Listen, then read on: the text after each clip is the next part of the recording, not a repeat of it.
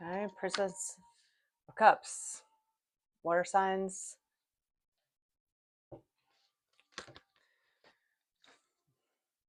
What's going on with the Princess of Cups?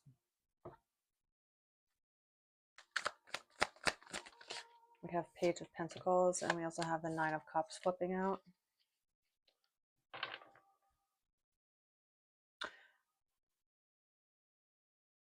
Through hard work and steadfast motions, someone is getting exactly what they're wishing for here. Or you're making solid foundations around you, foundational investments around you to stay steady in your approach to getting your bag, which is the Nine of Cups.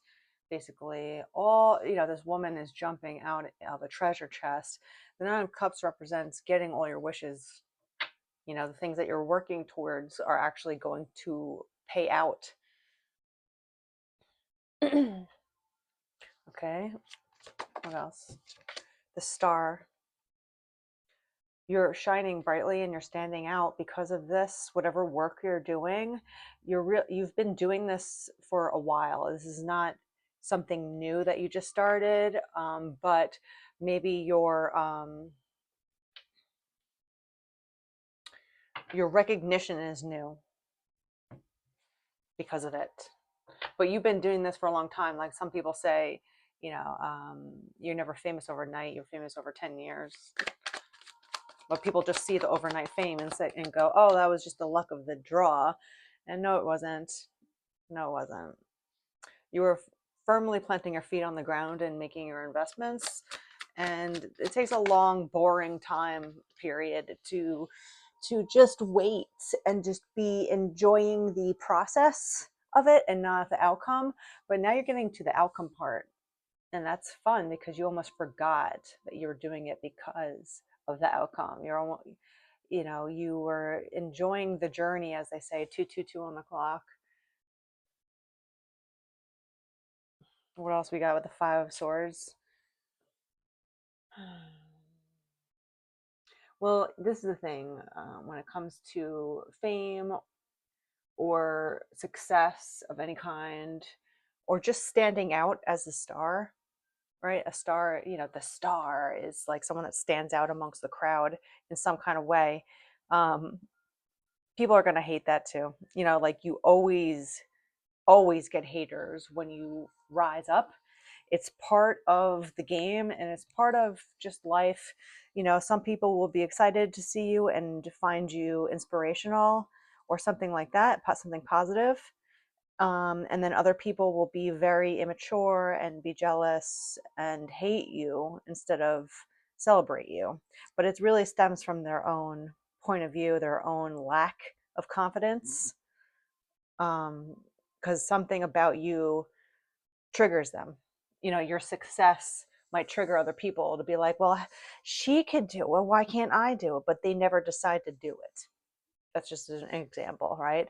Maybe you took the steps to get somewhere that was risky, or that has a lot of people scared to try, at least. And then when you do it and you succeed, then people hate you because they watched you this whole time, just almost betting on you to fail because it makes them feel better. But when you don't fail and you actually succeed from it, that pisses them off even more because they wanted you to feel as miserable as they do. That's misery loves company in a nutshell. They want to see other people fail. If they're not succeeding, they don't want to see anyone else succeed. That is a very lackluster way of life and thinking about things, and it's very childish. But there's people that are grown adults that still think that way because anyone that's doing better than you is never going to hate you for trying because they're focused on themselves. They're focused on their success. It's always the people that aren't trying, that are going to hate you for it, for just trying to live your own life. So that comes with the territory of growing and succeeding, and maybe you're going to be more in front of people, but just know that there's going to be people that are going to side eye you. They're going to snicker at you. They're going to give you snide remarks. They're going to be passive aggressive. They're going to talk shit about you behind your back. They're going to talk shit about you in front of your face. They're going to try. And then at the same time, they're going to dress like you. They're going to talk like you. They're going to try to do what you're doing just like you. They're going to take your identity while they hate you. That's the type of people that I'm talking about. Little babies, that don't have an identity of themselves. There's family and dreams coming out of this deck. So maybe you've always had a dream of having your own family. And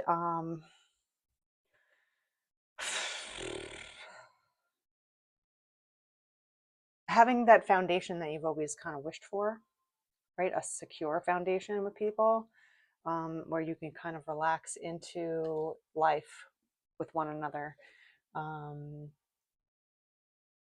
There might be people visiting you from the spirit world while you're dreaming.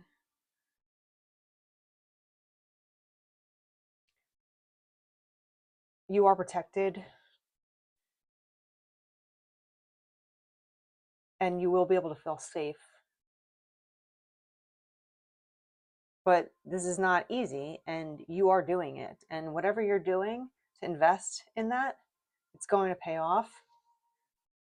But again, people are not going to like that just for their own selfish reasons. You can't take it personally, even though it's going to feel like a personal attack.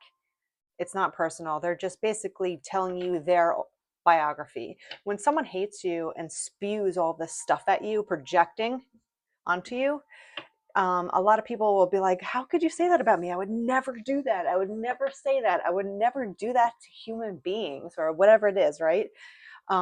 Just know that you're taking it personally because you know inside that you're not that way, right? If you're not. But usually people are just telling you how they feel inside about what they're doing or what they're feeling. So if you take it as that, as a mirror, even though they're using the term you, right, and pointing their fingers at you, it's really not about you. You're just a mirror that's triggering them at this time, and you're going to hear about it. But again, the less you take it personal, the more success you're going to be anyway, because it's just going to roll off your back. Be like, okay, that person is struggling. I feel bad for her, and actually feel bad for them. But have your boundaries and stick to them, and make it be known that that's not acceptable. They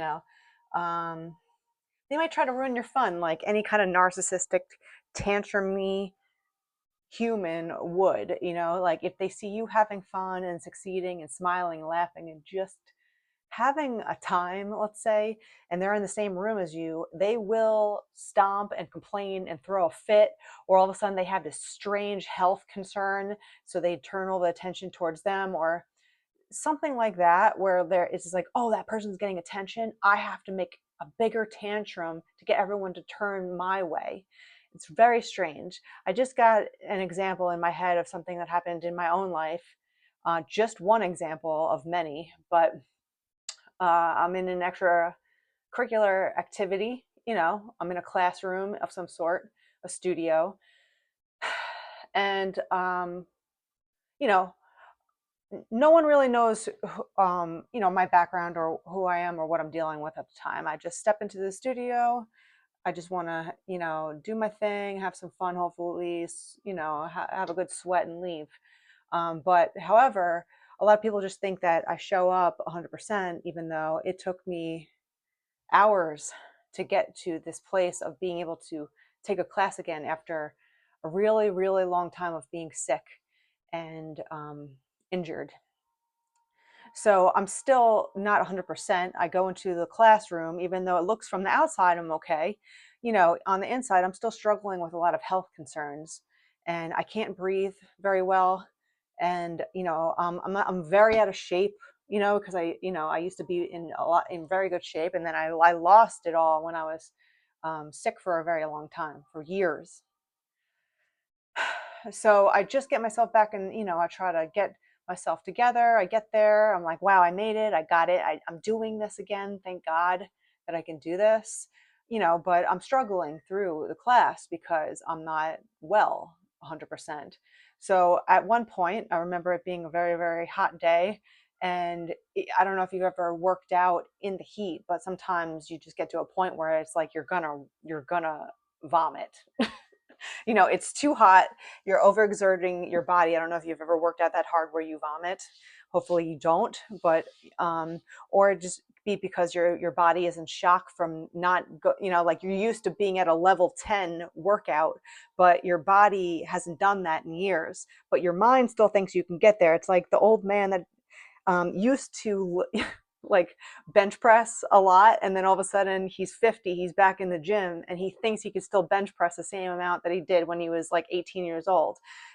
So it's kind of that same route where I was like, okay, my body can't handle this level, it's really hot, and I'm gonna vomit. I try to step out of the class without anyone seeing me because I don't want to make a scene.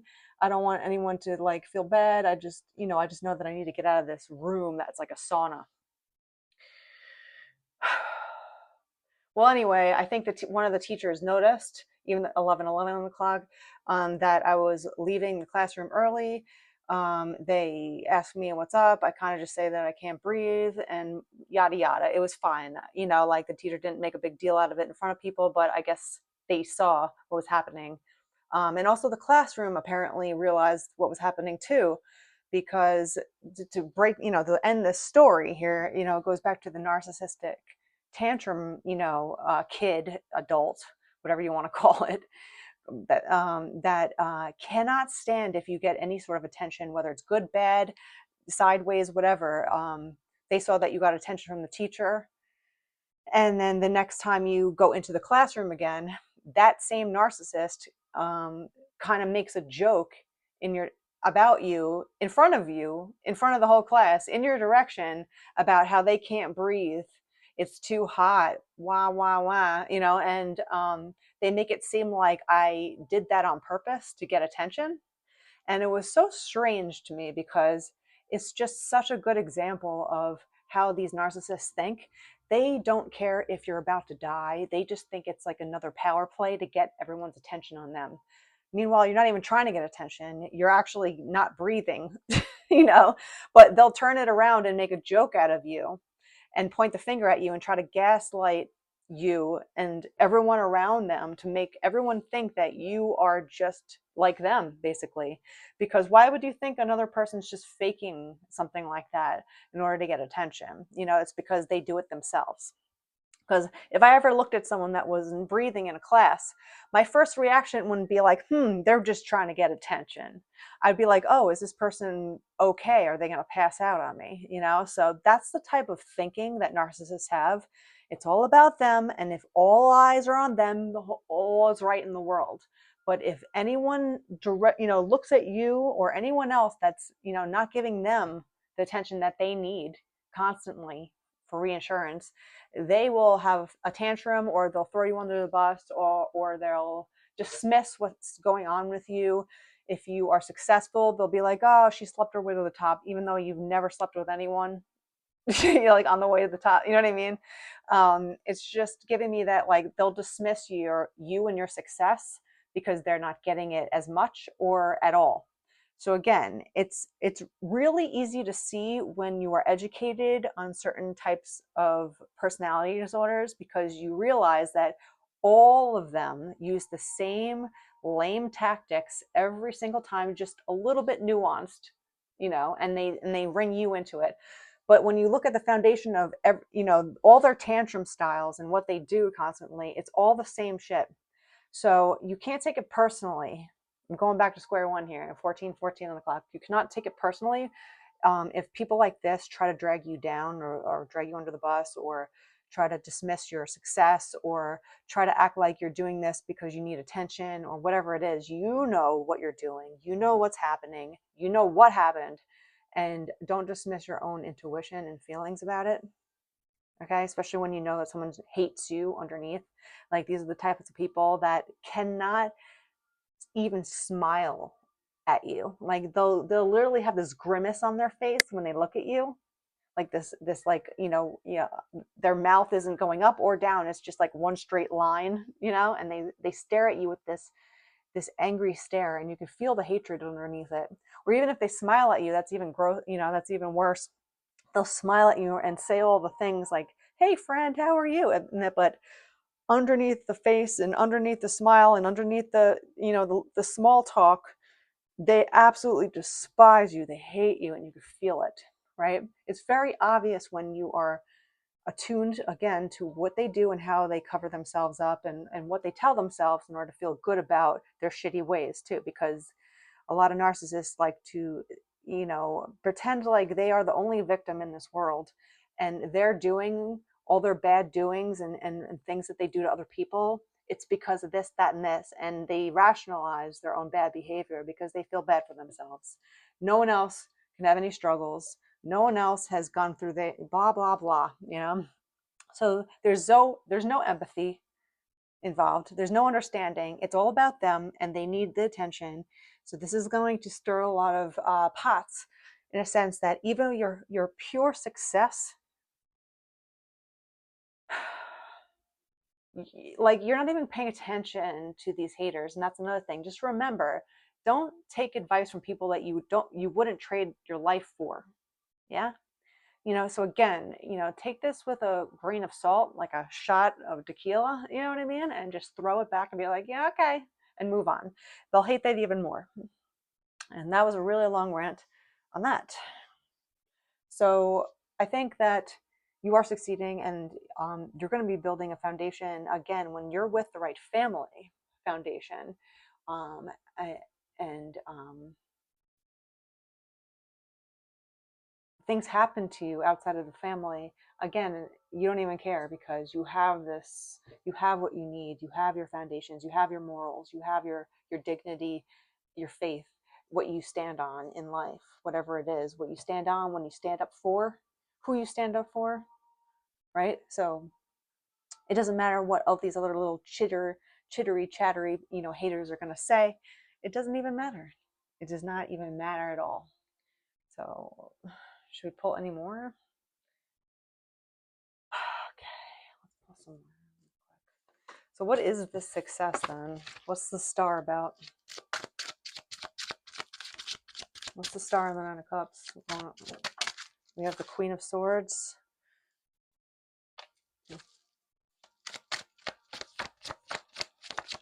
We have the Queen of Cups, and something happening really fast about it too.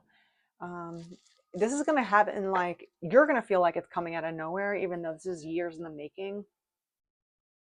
This is years in the making of whatever you've been working towards. Like you're leveling up your knowledge, you're leveling up your heart, heart and mind, right? Everything about what you're dreaming about with the Nine of Cups again, and the dreams card here, whatever you've been dreaming for, like you almost kind of left it in your dreams, thinking like you're never gonna get there, but you'll have fun just dreaming about it in some other realm. But you never really kind of expected it to ever happen. But something is going to happen very fast. There's going to be some kind of news. It's like going to be like you're going to wake up one day and your whole life changes, in a sense, or at least the beginning of a change is going to happen with that. What else is going on with the star? Death and transition.